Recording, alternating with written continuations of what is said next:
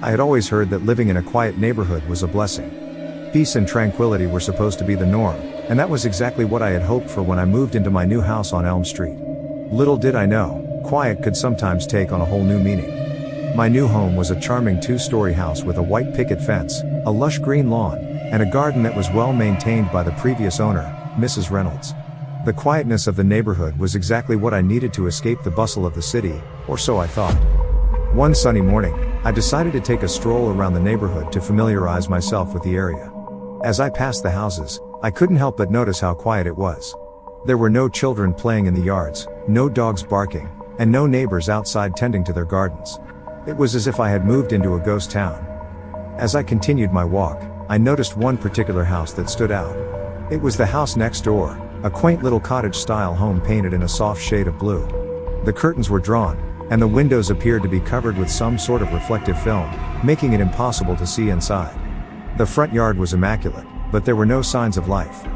I couldn't help but wonder who my neighbor was. I had yet to meet them since moving in, and their absence was becoming increasingly eerie.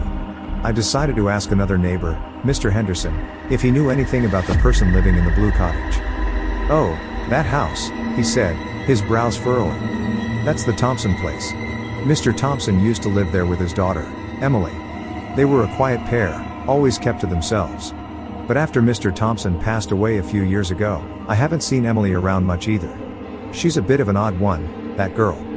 I thanked Mr. Henderson for the information and continued my walk, my curiosity piqued.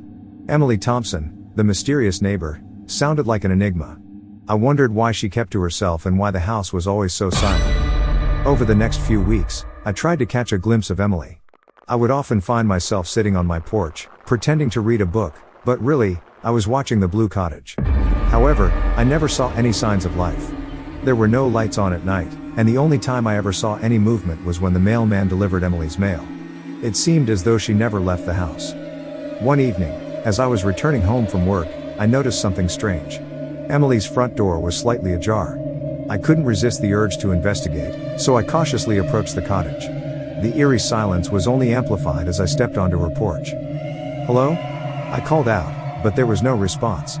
I pushed the door open a little farther and peered inside. The interior was as mysterious as the exterior. The furniture was draped in white sheets, and the air smelled stale. It was clear that no one had been living here for quite some time. I decided to step inside, my curiosity getting the best of me.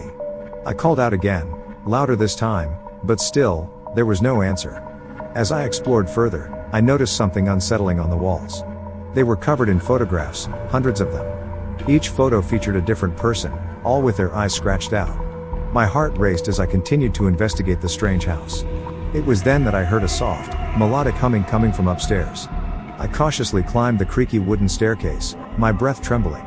The humming grew louder as I approached a closed door.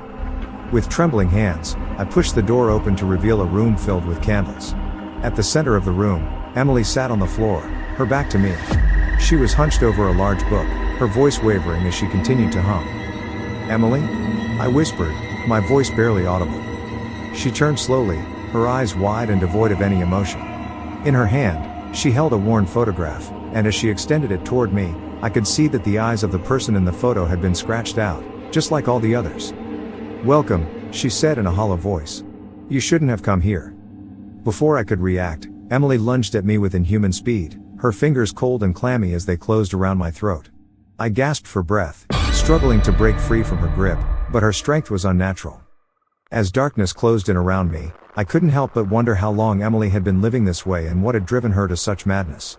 The quietness of Elm Street had taken on a whole new meaning, one that was far from peaceful.